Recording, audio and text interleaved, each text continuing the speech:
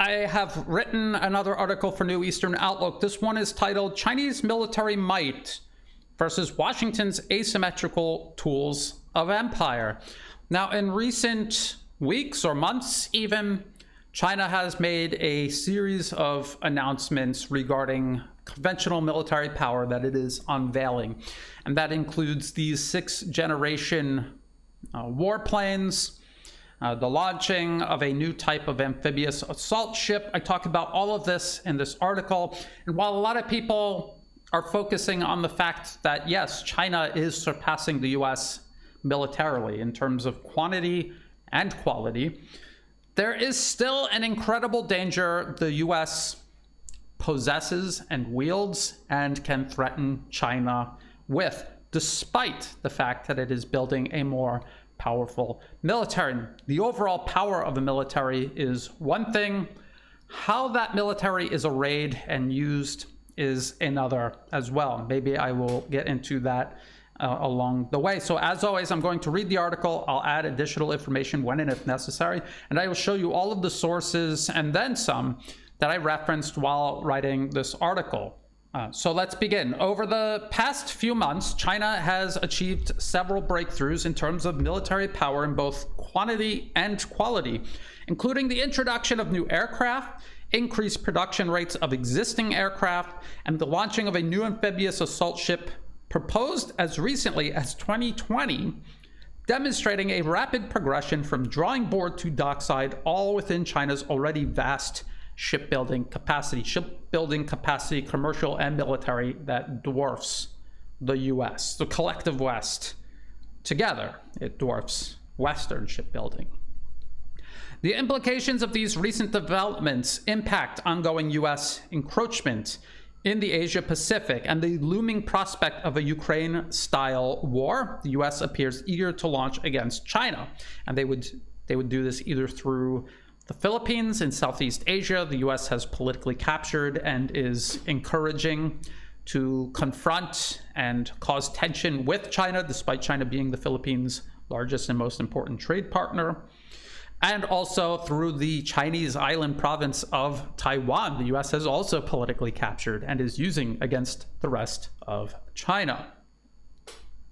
However, just as the US has demonstrated elsewhere, what it lacks in military and industrial power, it makes up for in political influence and its asymmetrical capacity to destabilize and destroy entire regions of the planet. Of course, I'm talking about this proxy war the US is waging against Russia and Ukraine, that it is losing, but it is using this proxy war to overextend Russia. And as it's overextending Russia in Ukraine, it is able to create cracks and failure elsewhere. And that is what we saw in Syria. Russia intervened in Syria in 2015 to stop US-backed regime change there. But last year, as a matter of fact, at the very end of last year, December 2024, the US finally overcame Russian, Syrian defenses, and they overthrew the internationally recognized government, and they placed a literal listed Al-Qaeda terrorist and his organization in charge of Syria. And so this is the point of what the US is doing. It's not necessarily to overwhelm and overpower Russia in Ukraine or in Syria. It is to overextend Russia and create a general failure system-wide, politically, militarily, economically. Let's talk about China's expanding Air Force. Air power, naval power is very important for China. China does not try to project military power worldwide. It simply uses this military to defend Chinese territory, which is a strength but also a weakness for China. You'll see why here in just a moment. These are two areas that they are focusing on heavily, in addition to its missile forces, which are the largest and most diverse in the world, larger and more diverse than the US missile arsenal, by the way. So at the Zhuhai Airshow in November 2024, China unveiled its twin-engine Shenyang J-35 fifth-generation fighter. Defense News, this article right here, and they offer a picture of it. And it looks like kind of a cross between an F-35 and an F-22. F-22, and it is a twin-engine plane, so it is not a ripoff of the F-35, which only has one engine. It is twin engine, and it has a very specific role, unlike the US-made F-35, which attempts to do every type of role, and it ends up doing none of them very well. So Defense News, in their article about the J-35, unveiled at the air show, would note that the J-35's introduction, together with the already being mass-produced Chengdu J-20, makes China only the second nation in the world to field two types of fifth-generation warplanes, besides the US with its F-22 and F-35 fighters. Russia has a fifth-generation warplane, the Su-57, but they only have one. China has two, the US has two. The US still is in the lead in terms of the numbers of fifth-generation aircraft that it has. We'll get into that here in just a minute. So not only does this mean China will possess at least as many fighter planes as the US, it also means China will be able to rapidly replace lost aircraft in the event of any peer or near-peer conflict, including with the United States. This is something that we've seen in this ongoing conflict in Ukraine. Russia has the ability to mass produce weapons, vehicles, and munitions. The collective West does not. Huge amounts of equipment is being lost on both sides. Russia can replace it. The collective West cannot. That is going to be the same problem the collective West faces in any sort of conflict with China. So this 2022 South China Morning Post reported that China was speeding up production of its J-20 warplane, often seen as China's answer to the US F-22. At the time, it was estimated China had produced up to 200 J-20s, a comparable number to the current number of F-22s the US operates. By 2024, this magazine, Air and Space Forces magazine, INDOPACOM boss, China soon to be world's largest air force. So between fourth and fifth generation warplanes, China is on track to surpass the US in total number of airframes, operational airframes. So this article would report that China may be building up to 100 J-20 airframes per year, all of which are for use by China's armed forces. While the US produces 135 F-35s a year, with 1,000 produced in total, and that is not an insignificant number. That is a large number of aircraft. Most of these aircraft are for export to US allies, not for use by the US military itself. And again, what the collective West likes to do when they talk about war with China is they like to count up all of the F-35s, no matter what nation they're in, as if they're all going to fight as one single cohesive military force. And as we can see in Ukraine, that type of cohesive cooperation really doesn't exist. Because Chinese production of the J-20 has increased since its introduction, it cannot be ruled out that China will continue producing these aircraft at an accelerated rate. So maybe they're making 100 per year now. Maybe in the near future, they will be making between 100 and 200 airframes per year. And then with the introduction of the J-35 last November, a similar process may unfold where they begin producing small numbers of them as they begin integrating them into their air force. They may increase production again, maybe up to as many as 100 to 200 a year. This is the advantage China has by having a massive skilled workforce and a massive industrial base. This is what has allowed them to surpass the US many times over in terms of shipbuilding. There's no reason why they wouldn't be able to surpass the US in terms of building warplanes, or any type of plane for that matter. Just a matter of time. US air power has been a central factor in upholding US and Western military supremacy since the end of the Cold War. More recently, the impact of Western military aviation has been blunted by the proliferation of advanced air defense systems, a field the US and Europe neglected throughout the Cold War and has fallen even further behind since. And so we have actually seen the impact of the proliferation of Russian-designed, or air defense systems based on Russian designs proliferating across the Middle East, within the Russian military itself, here in Asia. And what this does is limit the options for the US and its proxies in terms of military intervention. We remember for the longest time, after Russia's intervention in Syria in 2015, both the US and Israel, along with several Western nations who would intervene militarily through their air power from time to time, they would have to carry out standoff strikes. There was no ability to just fly over Syrian territory and directly bomb targets. They had to use standoff weapons, which means their warplanes fly beyond the range of Syrian air defenses, which were made up of integrated Russian air defense systems. They would launch these missiles. These missiles would fly into the range of these air defense systems, and they would try to strike their targets, sometimes succeeding, sometimes being intercepted. But again, and this is where this article is going, despite having this conventional military means to deter US airstrikes and the airstrikes of US proxies, despite the ability for Syria to do that, the US was able to use other means to eventually hollow out and collapse the Syrian military through a very indirect, asymmetrical way of conducting warfare. China possesses one of the largest, most advanced integrated air defense networks in the world, including proven Russian air defense systems, as well as indigenous systems based on proven Russian designs, along with indigenous designs produced entirely by China. They have bought S-400 air defense systems from Russia. They have a large number of their own air defense systems. And just as Russia can produce huge numbers of air defense missiles, so can China. So this is going to be another advantage China has in addition to closing the fighter jet gap. Together with China's expanding fleet of warplanes, China is gradually establishing a twofold advantage within and along China's borders and shores. It's important to make this point. China's military is designed and built up to defend Chinese shores and the immediate area around China. It is unable to project military power worldwide.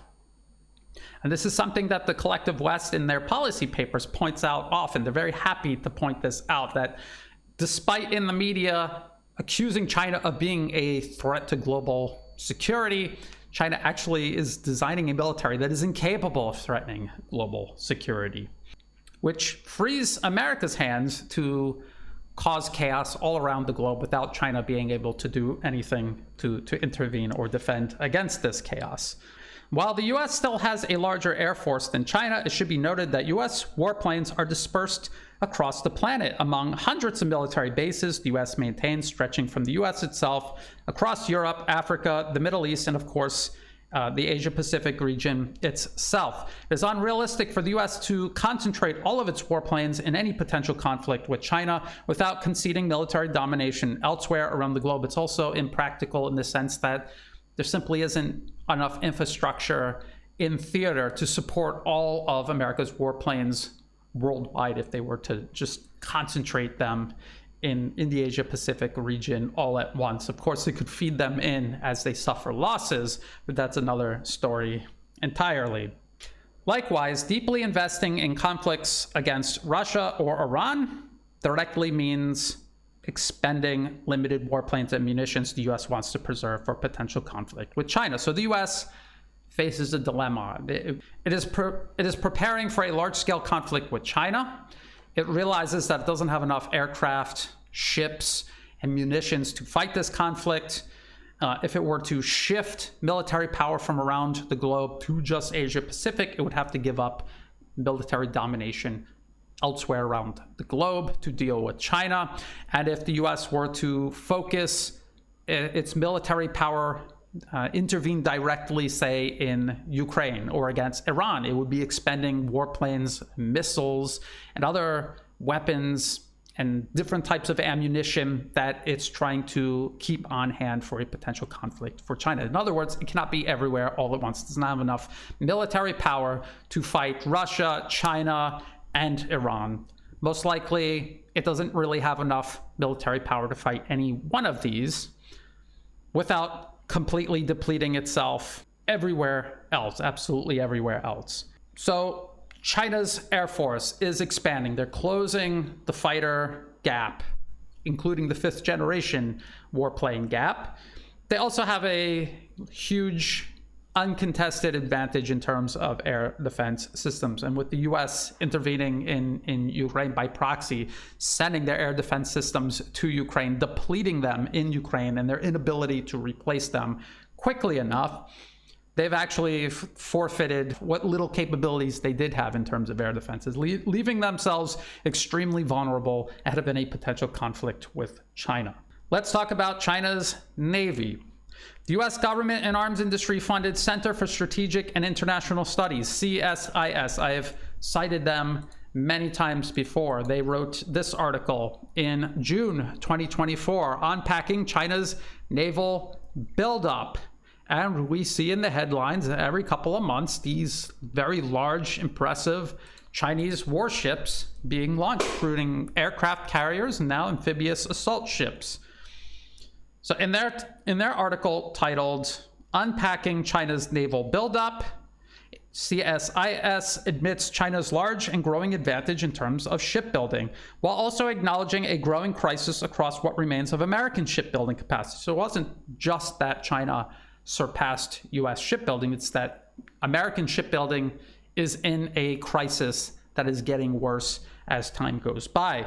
It admits that, and this is a quote from the article, the decline of US naval dominance will be difficult to reverse, admitting that it constitutes a process that has spanned decades and rests on slow-moving economic industrial trends. It paradoxically concludes that the United States can still maintain superiority by investing in smaller surface combatants like corvettes, frigates, and unmanned naval systems, paired with alternative platforms like aircraft or ground-based missile launchers, deepening its partnerships with Pacific nations like Japan and South Korea, and investing more in its domestic shipbuilding industry, particularly the highly specialized submarine industrial base. But if China is able to surpass the US in shipbuilding overall, wouldn't it make sense that China would be able to match and surpass the US in all of these other areas the US thinks it could build an advantage in? I think China would be able to do that. So, however, China is likely just as capable of outproducing the US in terms of smaller vessels, unmanned systems, aircraft, which we can already see happening, and missiles, which has already happened, as it is in terms of larger warships. Beyond just quality and quantity, China's ability to rapidly design, build, and launch warships at rates many times faster than the US lends an additional advantage to China. So it's not just China building more warships, better warships, they're also building them much faster than the US can. Its most recent Type 076 amphibious assault ship was proposed sometime in mid-2020, the year 2020, and launched late last year.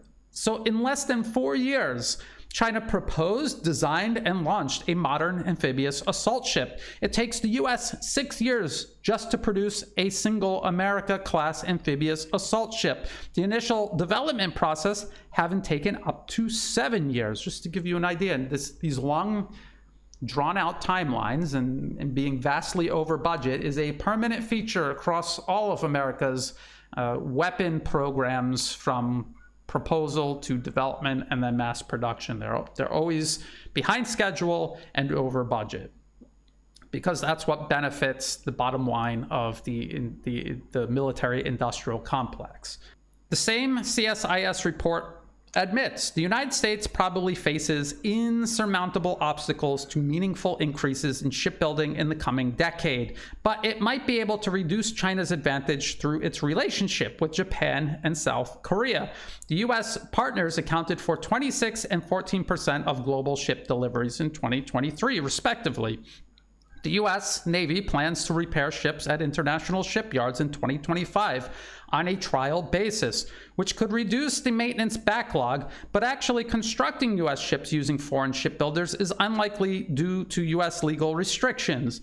The only long-term answer is probably an industrial strategy that supports the broader U.S. shipbuilding sector for decades. And I guess by decades, they mean it will take decades to achieve this, and that's if they decide to do it, which they haven't yet.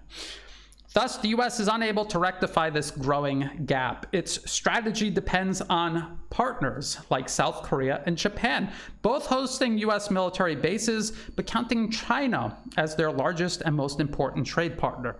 And that is trade that is only going to grow in favor of China, South Korea, and Japan. And as you can see, partnership with the United States means Japan and South Korea putting American interests first at the expense of their own interests. So they're going to aid the U.S. in a military buildup against China, these two nations' largest, most important trade partner, in a region of the world that all three are located in on a map. That is the nature of U.S. foreign policy. Now, as impressive as all of this sounds, just like with Russia, having a larger military-industrial output, being able to outproduce, outgun, outfight NATO, US NATO proxies in Ukraine, the US still has a formidable weapon that it is able to wield against not just Russia, as we saw in Syria, but also against China. So let's look into that. Let's look into how the US is compensating for this obvious deficiency in military industrial output. As the ongoing U.S. proxy war against Russia in Ukraine has demonstrated, the U.S. together with its partners are unable to match even Russia's military industrial production, let alone China's. This prospect of the collective West significantly expanding production is hindered by private enterprise and its prioritization of profits over any actual purpose on the battlefield. I've talked about this at length over the last 2 or 3 years. Without nationalizing military industrial production, which will never happen, additional funds made available to the collective West's arms industry will simply be transformed into additional profits, not shells, airframes, or ship hulls. Another significant obstacle to expanding military industrial production, and this is something CSIS admitted in their report, in their article, including aircraft and ship production, is access to a skilled workforce. China's vast industrial base and equally vast workforce enables China's increasingly superior quantities and quality. Efforts to close the gap across the collective West would require significant educational reforms that would span the better part of a generation, if such reforms were even pursued in the first place, which at the moment they are not. Thus, in order for the U.S. to maintain the primacy of its international rules-based order, it must apply asymmetrical military power against targets of its aggression, including Russia, Iran, and China. This includes politically capturing and turning nations against U.S. adversaries, as the U.S. has done with Ukraine, vis-a-vis Russia, the use of Turkey, Israel, Jordan, and Saudi Arabia against both Syria and Iran, and nations like South Korea, Japan, and more recently, the Philippines against China. And we can see how in each case, all of these nations pay at the cost of their own best interests to serve U.S. interests, to serve the pursuit and advancement of U.S. foreign policy around the globe. The U.S. maintains a vast global network investing in political sedition toward the political capture and pivoting of additional nations against its adversaries. Through the U.S. National Endowment for Democracy, the NED, the U.S. is attempting to infiltrate the media, education, legal, and political systems of targeted nations around the globe and poison them against nations labeled U.S. adversaries, even at the expense of each nation's own best interests. The NED is heavily active here in Southeast Asia in an attempt to poison the population against China, the region's largest, most important trade partner, investor, source of tourism, and infrastructure partner. I've talked about this extensively for years. While China objectively represents greater peace, stability, and prosperity for Southeast Asia than subordination to the U.S. as a proxy pivoted against China, the nature of U.S. political capture and propagandization makes it possible to exploit and manipulate populations emotionally, short-circuiting reasoning and logic. That is the biggest, most important takeaway here. The US, through its propaganda, is able to manipulate people emotionally, sidestepping their ability to use reason and logic. So while China offers an objectively better alternative, the US is able to use narratives to convince them otherwise, appealing to them emotionally, depicting China unrealistically as a danger, and offering them unrealistic rewards if they serve US interests. And of course, no matter how many times the US offers all of this and fails to make good on any of it, each time they target a nation, these people believe that they are the exception, that this time things will work out in their favor. And you've seen it over and over again. You've watched what happened in Ukraine, and yet even as it is happening in Ukraine, and Ukraine is being destroyed almost down to the last brick, you still see those on the Chinese island province of Taiwan working with the US toward the very same end game for the island province of Taiwan. It's amazing, and people never learn. And so this is how the United States has been able to basically hack human nature to get people to turn against their own best interests. And it works almost every single time. The US has demonstrated the ability to turn entire populations against their own objective best interest, as it has done in Ukraine. There, the US convinced the Ukrainian population that not only is it an entirely separate entity from Russia, despite centuries of shared language, history, culture, and religion, but that Russia posed an existential threat Ukrainians were required to militarize and array themselves against. And we see the outcome of that right now. The resulting proxy war is now in the process of destroying Ukraine economically, politically, and literally.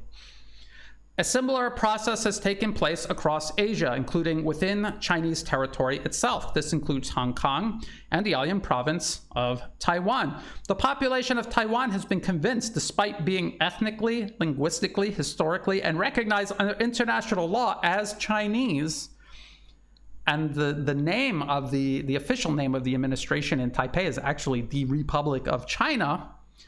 The US has convinced them that they are not Chinese and that China represents an existential threat the island province must militarize and array itself against in what will be a predictably Ukraine-style conflict that will result in predictable Ukraine-style self-destruction. Beyond Washington's ability to asymmetrically disfigure geopolitical relations along China's periphery and even within its borders, the US plans on deploying its own military force in an asymmetrical manner. Rather than fighting China head-on, the US has reconfigured its military forces, including the entire US Marine Corps. And I've gone over this article many times from the BBC. This was all the way back in early 2023, how US Marines are being reshaped for China threat. And this article describes how the US Marine Corps eliminated all of its tank forces, replaced them with mobile anti-ship missile systems, because the Marine Corps was no longer going to be this expeditionary force the US could send anywhere to do anything. It was being dedicated solely for hunting Chinese shipping in the Asia-Pacific region.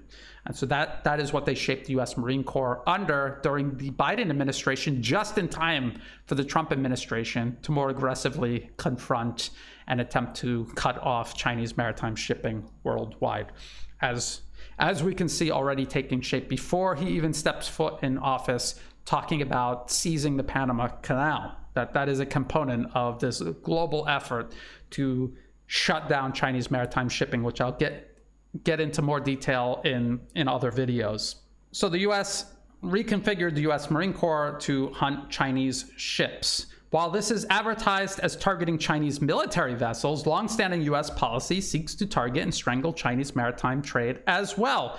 Washington's obsession with freedom of navigation in the South China Sea, where the same CSIS mentioned above admits, they admit in this article here, how much trade transits the South China Sea. So the US says they need the US military in the South China Sea to protect trade from China. But in reality, if you look at the US government-funded CSIS report on the South China Sea, all of that trade is either coming from or going to China, with China obviously representing the largest percentage of trade going through the South China Sea in terms of exports. And even though all of these other countries are sending exports through the South China Sea, where do you think they're sending those exports to? To China.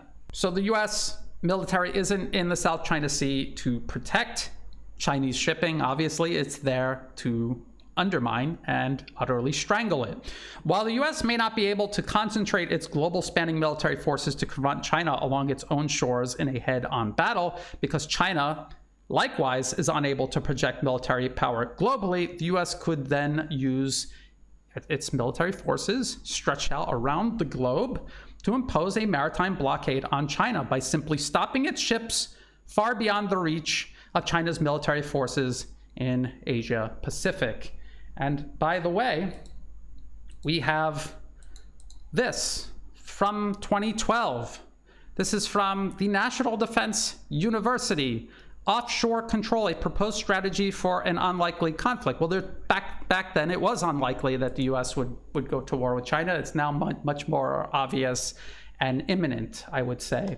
But this has a very interesting section explaining what the US would do in the event of attempting to establish offshore control. What is offshore control? It means stopping Chinese maritime shipping everywhere around the world out of range of China's own military power, which, as I explained before, is concentrated in and around China itself. So the dominant phase of the campaign would be fought outside the range of most Chinese assets and use a combination of ground, naval, air, and rented commercial platforms to intercept and divert the supertankers and post-Panamax container ships essential to China's economy. 80% of China's imported oil transits the Strait of Malacca. If Malacca, Lombok, Sunda, and the routes north and south of Australia were controlled, these shipments could be cut off. The United States must recognize, however, that the dramatic reduction in China's trade would significantly reduce its energy demands. Thus, energy interdiction would not be a winning strategy. Exports are of much greater importance to the Chinese economy.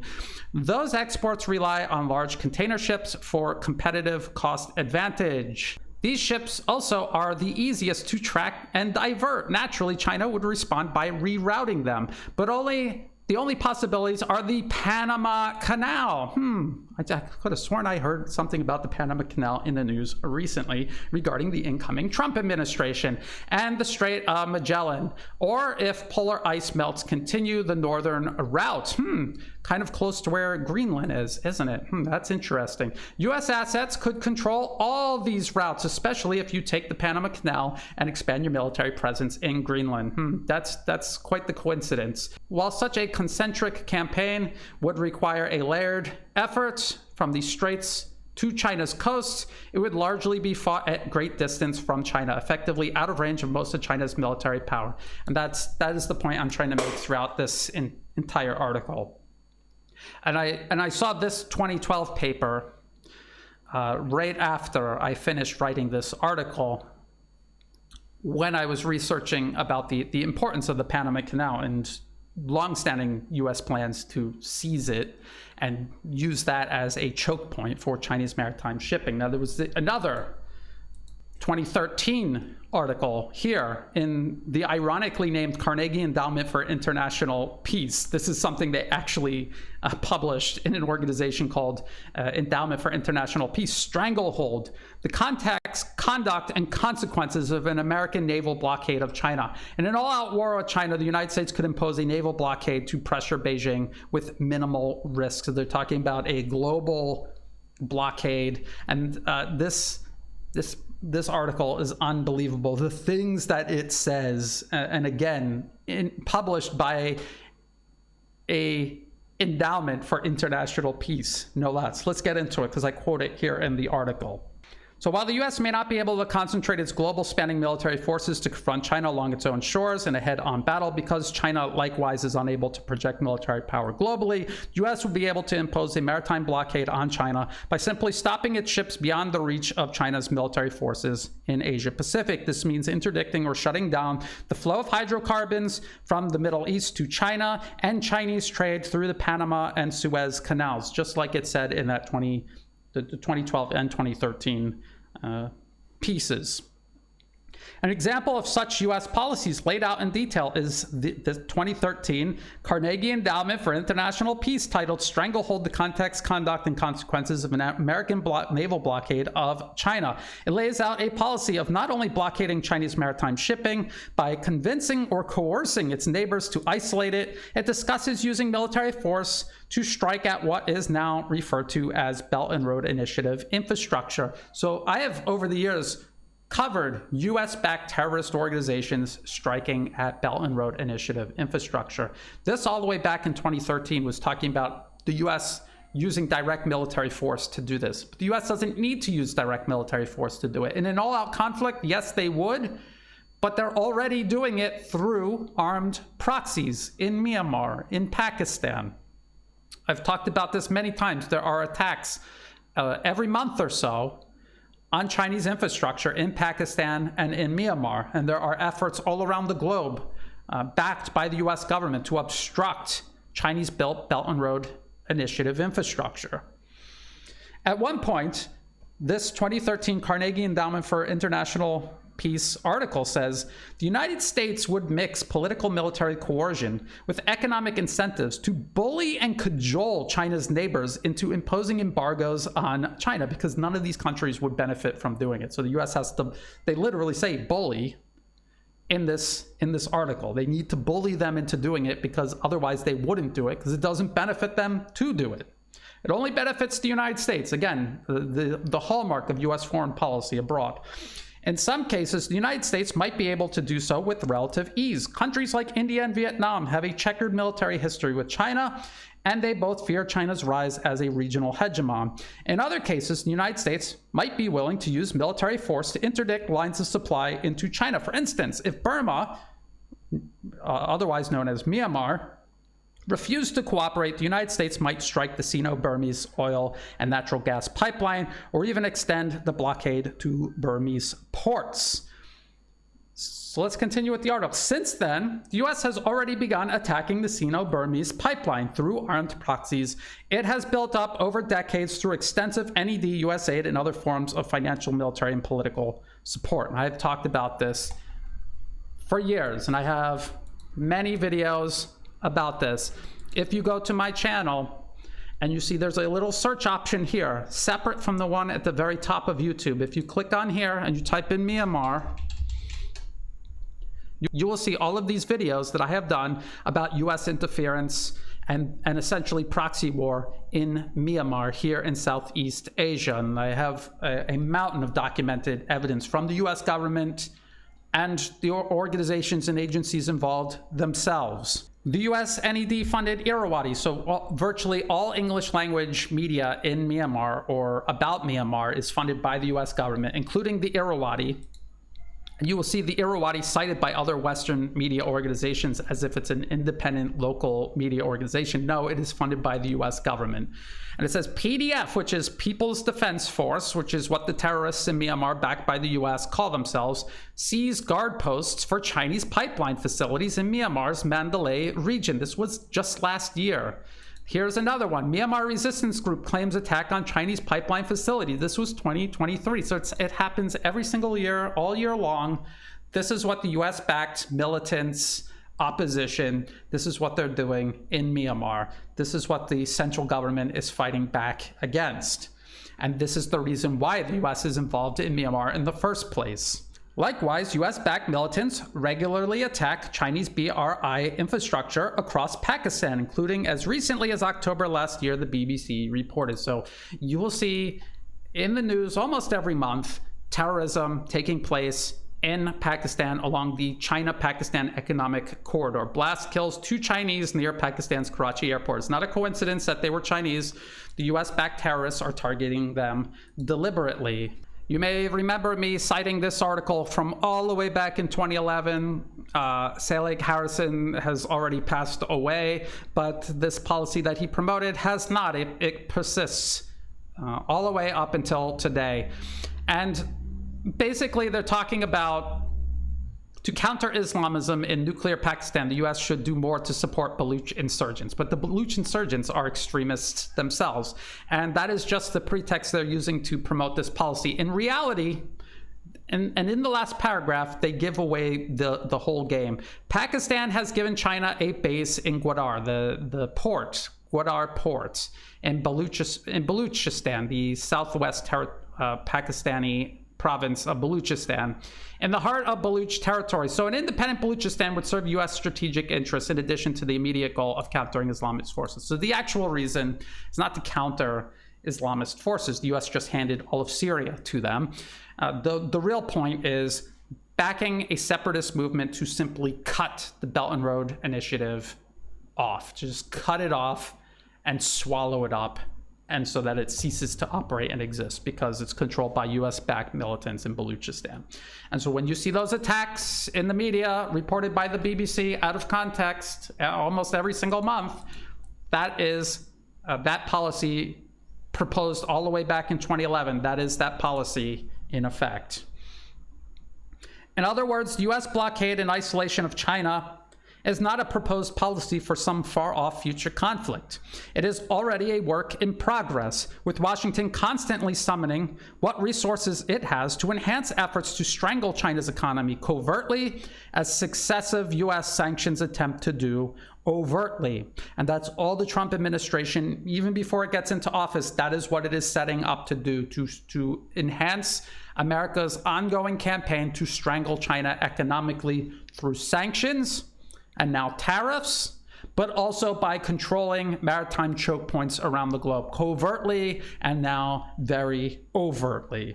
Despite China building up sufficient military power to deter or even defeat a head-on conflict with encroaching US forces in the Asia-Pacific and having secured its own information and political space back at home, its periphery is still vulnerable and in the process right now of being transformed into a united front against China. The crisis the US faces militarily and industrially is offset by its expert and proven method of politically capturing and using nations to advance US foreign policy through non-military or near-military means. So you could argue that the NED building up an opposition group and it violently seizing power through street protests isn't really the US militarily intervening, but it is using force. And so it is a near military form of power the US is exercising.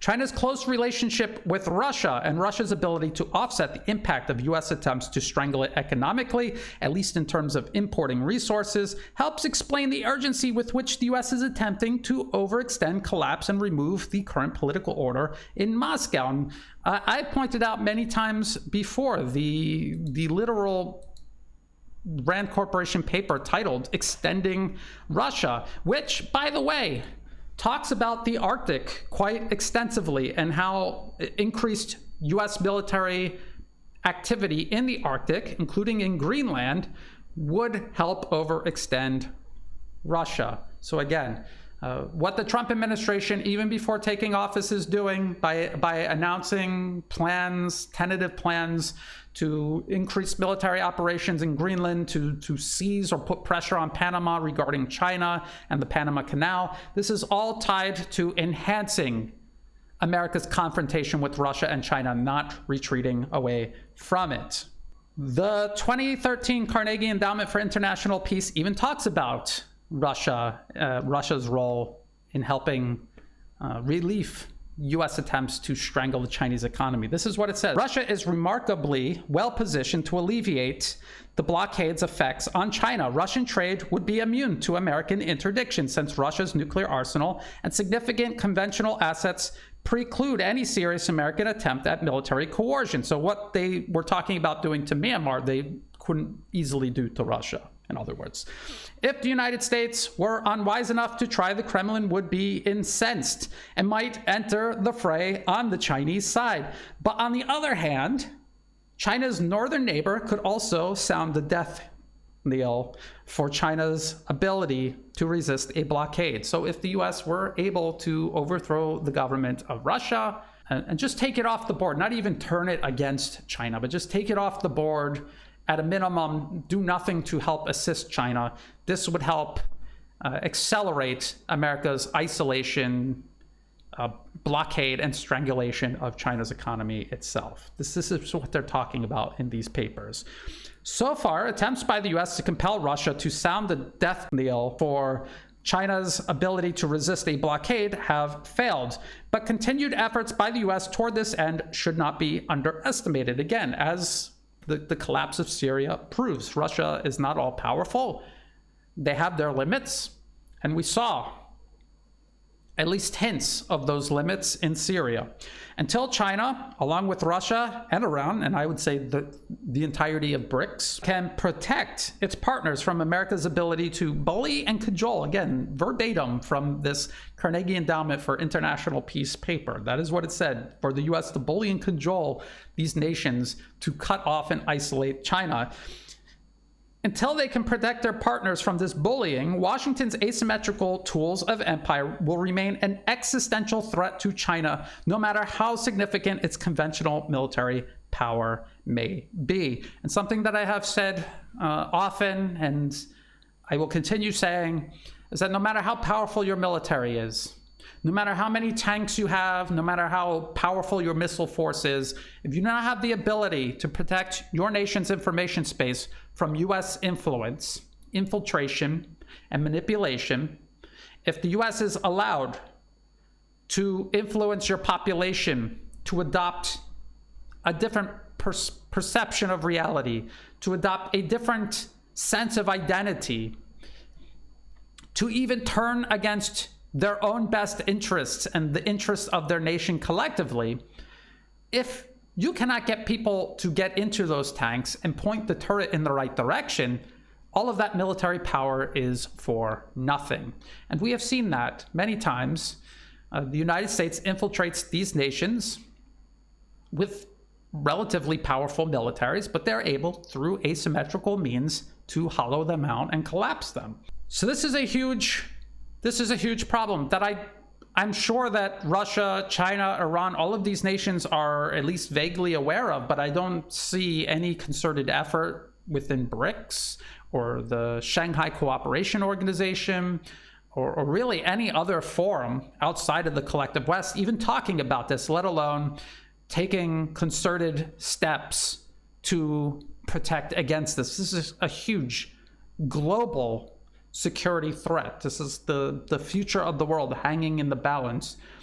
Your conventional military power cannot help if the United States is able to enter into and do as it pleases in the information and political space of all of your partners. They will turn them against you. You will be isolated. You will be cut off, and your economy will be strangled. And there really is nothing you can do about it because the US has access and is influencing everything beyond your borders. And what happens within your borders is important, but so is what happens beyond your borders. And it's not for China to control the rest of the world, but it is for China and Russia and other nations that have figured out how to protect their own sovereignty and best interests, to help their partners and neighbors protect theirs.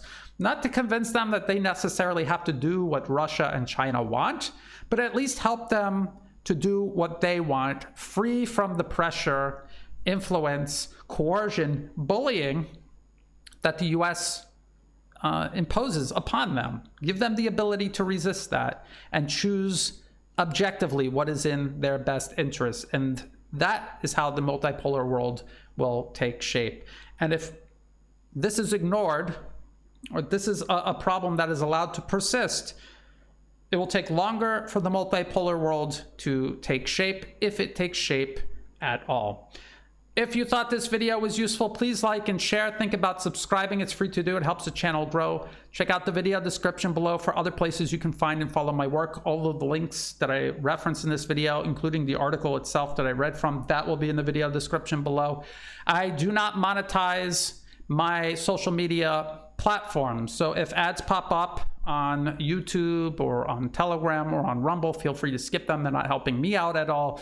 If you do want to help support my work, please do so through Buy Me a Coffee and Patreon. The links to that will be in the video description below. To everyone who has been helping out, whether it's a one-time donation, donations month to month, or if you have no additional resources to spare and you're just helping share my work with others, getting the word out there, all of that helps make this work possible.